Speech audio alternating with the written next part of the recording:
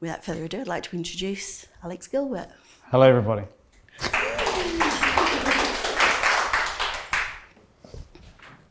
And this is where I get all professional. Thanks for the introduction, very nice. Welcome to the Pump House, Alex. Very nice to be here. Thank you for giving me this opportunity. Thank you. We're very glad you could come along. So Alex, you've got quite a story to tell us that starts quite a long way away from here. Would you like to fill us in? Yeah, sure. Well, I was born in Arkhangelsk, Russia, on 1st of April 1992, and spent the first 2 years of my life in the regional orphanage. Right. And I came to New Zealand when I was 2 years old, so it was I don't remember anything from Arkhangelsk or anything like that, but that's where my life began. My birth mother, she was in an orphanage all her life, and she was very young, and my birth father didn't even know anything about me. Yeah, it was just different times. And my parents came over to Russia in 1994 and adopted my brother and I, both at the same time. And I came back here and I was raised in Whangarei. You were raised in Whangarei? I was. A bit of a difference from Arkhangelsk to Whangarei. Completely different. And it was just I feel like I've always grown up in a New Zealand family. Mm-hmm. I've always grown up with that New Zealand side, but also in my family, we're very proud of that Russian side. So we've always had that in the family too, like Russian dolls, videos, photos, all of that was always in the family. Right. So that was important. Yes, yeah. So you've kept in touch with your culture from your birth culture, and you've got your adopted culture here in New Zealand. Yeah, definitely. And tell me about your brother. Andre. Yes. So he grew up kind of not really being completely that interested right. in finding anything about his family or knowing too much about Russia, but now he's grown up to understand a little bit more about it. I've always been very, very keen and interested, always been very interested about the whole Russian culture and the language, the people, even though I'm not fluent yet, I'm learning it. I can speak a little bit and I can read it now, but I've had to relearn all of that. Right. So, the reason I ask about your brother is because people might notice on the slideshow behind us that you look very alike. Yeah. Almost like twins. Yeah, people always thought that we were twins growing up because we had the same bowl cuts, the 1990s trend going on, and everyone just thought we were twins. And they would also ask my parents. They'd say, "How old are your boys?" or "Are they twins?" And my parents said, "No, they're not twins." And then people would be a little bit confused. So my parents, they were open about it. They explained the whole story to everybody they would meet. They'd say, "These two boys are from Russia." And people go, "Oh, wow, that's fascinating." Because it just left the Soviet Union. Everything just dissolved and everything was changed from 1991. And so people they don't know much about Russia. They'll be like, "Oh, these boys are from Russia. This is quite surreal. This is quite different." But believe it or not, it was very common in the 1990s. It was 700 children adopted from Russia into New Zealand in the 1990s. Yeah, it's quite a lot. Quite a lot. Yeah. Quite a lot. So you grew up in Whangarei. What was that like? Felt like a normal childhood. I was in some classes with my brother. Right. So that was a little bit different, like in primary school and intermediate and then high school as well. But I always felt like any other Kiwi. I did feel like just normal So childhood. you're younger or older than your brother? I'm 3 months older than him. Yeah, but that's also very hard to explain to people because you say, "Oh, you're 3 months older." They go, well, "How is that? How is that even possible? Doesn't make any sense." Yeah, but it's okay. People kind of understand. But when you were at school, you had a different name, didn't you? I did. So Alex is my middle name, Alexander. Sasha is my first name. But people don't normally call me Sasha. In Russia, though, people call me Sasha still, because Sasha is a version of Alex. So I still get called Sasha by some people, but here in New Zealand, people just call me Alex. And then someone like my grandparents would call me Sasha sometimes. It's like a nicer way of saying your name. Like a family like a family thing, yeah. So it was really strange because I was called Sasha until I was 14, and then after that I chose to be called Alex. So that was my decision, and my parents had to adjust to that. They were okay. They took them a little while, but they adjusted to that quite fast. But that was my choice because in school people would say, "Where's this name from?" I'd get a lot of questions about it. And being quite young, I didn't like all the questions about it, so I decided to be called Alex. But looking back now, I kind of regret that. Yeah. Oh, so you grew up as a Kiwi. What suddenly made you decide to find out about your birth parents? Well, when I moved to Auckland 9 years ago, I've always had an interest in tracking down my Russian side or my Russian family. I've only had adoption documents and information on them. I had no idea what they look like, no clue. So I thought I really wanted to take this, I wanted to find something. It was a big goal of mine. I needed to do it because it was always on my mind wondering who they are, what do they look like, what do they do. So I pulled out some documents and had it all in Russian. I didn't understand a single word of it. So I had to kind of Google Translate a lot of it, like as a typing it in letter by letter. And then I tracked down some information on my birth mother. So I found some community, and someone said to me, yes, your birth mother lives in this town now. And so I phoned her on her birthday and I said, oh, hey, happy birthday. And she said, oh, come to Russia as soon as you can. And then I found out then that my birth father's name was not correct on my document because she never told anybody about the father. So she wrote that in the document. So then when I asked, well, what about my birth father? Where is he? And then she said, oh, he lives in St. Petersburg. This is his name. So she remembered all of this. Wow. And then we found his profile, and it was up to me to message him and say, hi, you've got a son in New Zealand. And he said, he's like, oh, is this a scam? Is this a joke? So, because I was using Google Translate at the time, so it would have been like, hi, I'm son New Zealand. Like, it just looked really dodgy. So I had to really explain to him that, no, it's okay. So I asked him about Tatiana, my birth mother, and said, do you remember Tatiana? He goes, yes. How do you know about Tatiana? Because he's like, where is she? Because he lost contact with her. Yes. And I said, oh, I'm her son. And then he goes, I've looked at all your photos. You look just like me. And then he said, okay, when do we Skype? So and then I Skyped him. And then he's crying on the Skype, speaking very fast Russian. I had a translator, so he's just he's very emotional. He was very emotional at the time. And he's just like, yes, oh, this is so great. This is crazy. He's like, he actually said to me, I know a lot about New Zealand. He's learned a lot about New Zealand. And so he said, when are you coming to Russia? Yeah. And that's when I knew that I had to start planning this trip and go to Russia. Right. And that's what I did. I went over there and then I met them. So it happened very fast. So this is 9 years ago. Oh no, I met my birth parents in 2013. Right. So 9 years ago when you started finding these. Like 9 years ago I started, I didn't start finding then, but I started really thinking about trying to figure out who they were. Because I'm just amazed because thinking about Russia and how secretive everything is, that you found your mum in the community where she lives. It's a different way. On the internet. Then it's just like, wow. Well, Russia has their own social media and their own platform, and people use it, and it is starting to get more modern now. But 7 years ago when I started searching completely, like when I did the big search, it was very difficult because my birth mother, she doesn't use the internet. She still doesn't. I always have to go through her friend. Yeah. And so it was just that big loophole. So it was very difficult. With my birth father, he uses all social media, so he was always active on everything. And he was always talkative on there. So it was just the language barrier in the beginning, which I always had to have someone to be there to translate. So that was because I was trying to ask so many questions, and they wanted to ask me so many questions. Yes. So it was about building that relationship appropriately. Yeah. So that was quite hard in the beginning.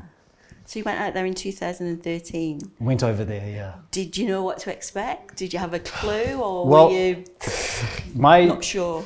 What I see of Russia on TV was different what I see in real life. I always looked at Russia as being quite a gloomy place, it is a difficult life. I do know that.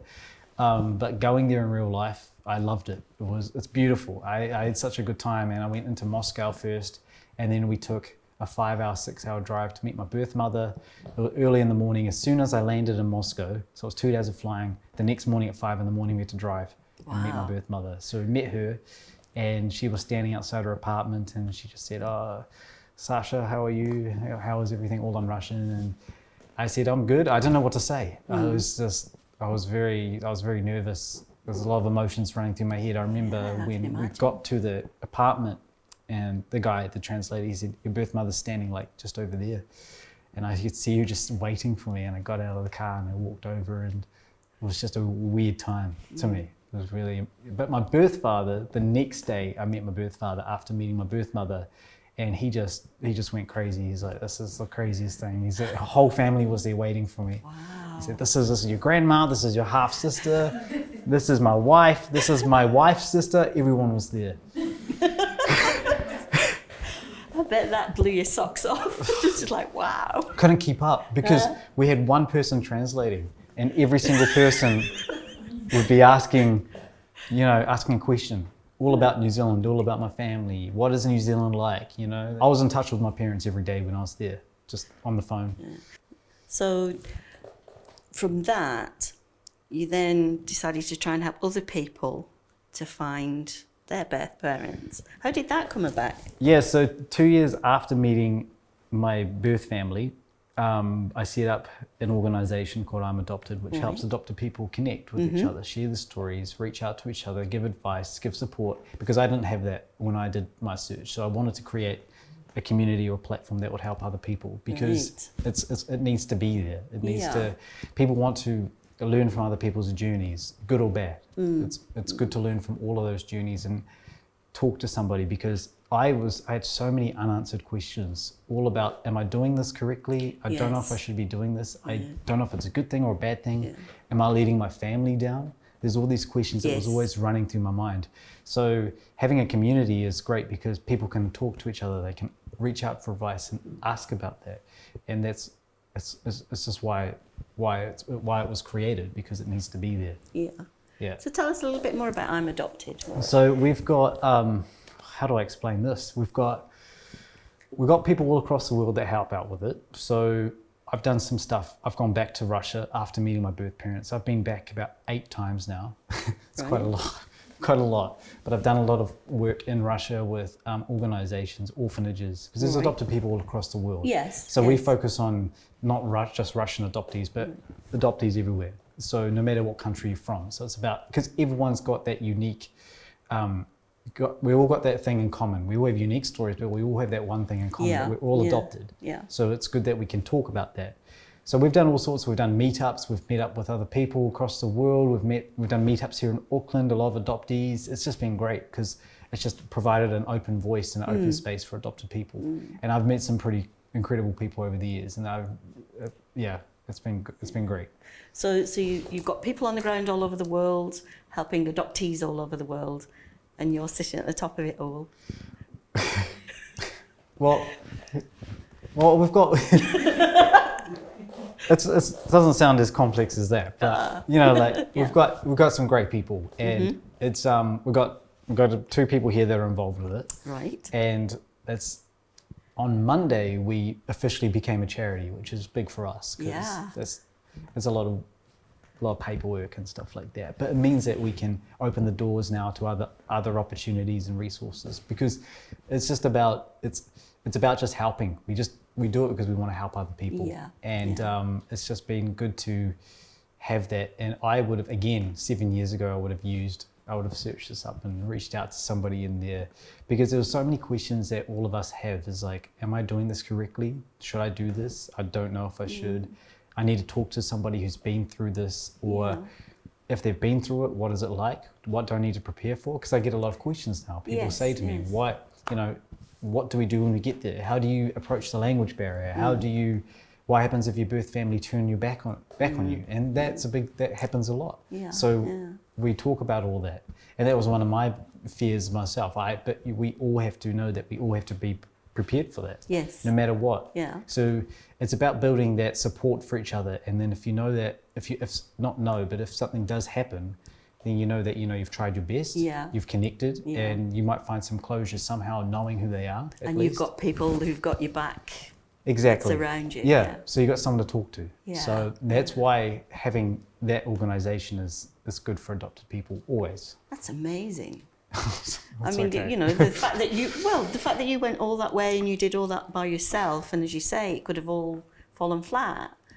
But now you're there and you're like the arms holding everybody else. If my journey still was if it was bad, like I don't have really contact with my birth mother at all. Last time I talked to her was at the start of the year. Right. So I always, I got to understand every story is different. So, but I've learned from all of that. That's the way she lives her life. I live my life. And when I reach out to her, I can at least, it's great when I talk to her, because when I do talk to her, she's talking and talking and talking. Yeah. And at the start of the year, she video called me.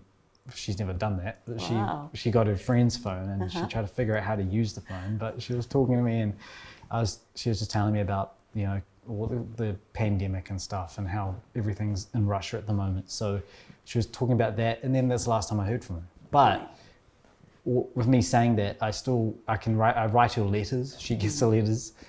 She does respond to them, but it's not as a strong relationship as with my birth father. Right. So with my birth father, he's always in touch with me. Right. He's always in touch with my mum and dad.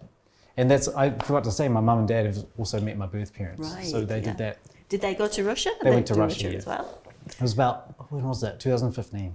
So all of us went over to Moscow and met my birth mother and my birth father, and it was incredible. I'd never expected to see that, and my parents had never been to Moscow, and they thought it was incredible. So they Yeah. got to see all that. So. So you say you've got meetups and things like that.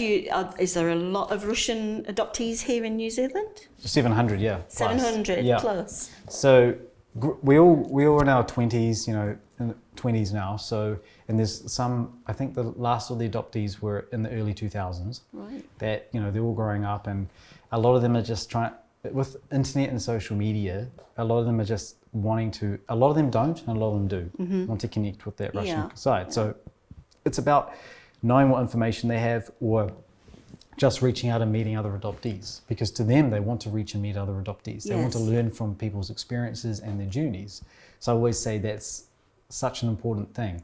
Even if you want to go back to Russia or wherever you're from, down later in life, at least you can learn and research about that first, get yourself familiar with it, learn as much as you can, and when you're ready to go, you'll be ready to go. And that's why a lot of people in America, we've got a lot of people in America that do stuff with us too, and even adopted from different states. Right, So we've got some yes. people that help out, Yeah. like ambassadors that help Yeah. us out. And it's another whole journey, you know, it's another whole trip. So they always want to know about all of that sort of stuff and learn about just a different state, or Yes. learn about the Yeah. family Yeah. in a different area. And it's just fascinates me. It really does. Yeah. Yeah, it's a huge job. And to see you do it with such enthusiasm as well. Sometimes I do it a little bit too much. But I love doing it. You love doing it. Well, I can see that. I can see the passion there. It's marvellous. But you've had such an interesting story to tell. I'm just going to bound down here. You're also an accomplished author. I just Yeah. happened to have one of his books. That's He's the written first 2 books. 2 books. Yeah, that's Can the you tell us first a little one. bit about your books? So this one, My Russian Side, I wrote this when I first met my family in Russia in 2013. Yeah, this was like just about that journey, just specifically going over the build up, the searching, and just tracking them down, and then Yeah. going over there. And then the second one is about everything from pretty much my childhood, my life in the orphanage, what I remember growing up until a few years ago. So I've kind of just extended the journey so much longer. But yeah, I'm not a proud writer, but I'm very happy to But have you've told told the your story. story, yeah. Yeah, so I'm Yeah, really happy and, about and that. this one, My Russian Side, I flicked through and read really quickly. And it's very raw and very honest, and it's a really nice book to read. It's a quick read. But there's heart in it there. And I'm just Yeah. disappointed the library didn't get me the other one in time, but Yeah, that's coming. I just kept writing and writing. I wrote that when I was in Russia for the first time. So every Yes. night after everything that was going on, I'll be writing and writing. And people in Russia, they'll be like, Alex, you need to go and bond with hang out with some Russians. I said, no, I want to write and finish the book. Yeah. But there's I some did nice photos of your family and you on Sunday on the TV program. Yeah. That one. And the second book's called I'm Adopted. It's called I'm Adopted. So it pretty much follows everything from, the organization, and it follows the establishing all about that and why it's important to connect with others. So that was really great to cover that side of it. Just kind of explaining, look, I've done this search. Now it's all about us adopted people to talk to each other, and that's why it's good to have that. So, and I tried to put as much as I can on paper Yeah. and tell the story, all the memories, and I just wrote as much as I could. So, yeah, it's nice to tell a story like that. So I'm still learning myself. I've Yeah. got so much more learning to do, and it's still early days. And just meeting people from different countries, meeting families, and some of the adoptive parents I've met over the years have been great as well. Just hearing their side of the story, because it's good to have that side as Yes, well. yeah. And just getting parents to talk about them raising children who have been adopted, and later on, if they're adopted at a later age, there are struggles with that. And so adoptive parents do ask me all sorts of questions about how do we deal with this, how do we do that, but they just talk to each other as well. Yes. And they meet new friends and they Yes. meet new people. So it's good to connect like that. It's a community. It's Thank you. you're very inspiring. I appreciate that. Thank you. Thank you very much. Very nice to tell the Thank you. story. Yeah. Thank you. Thank you.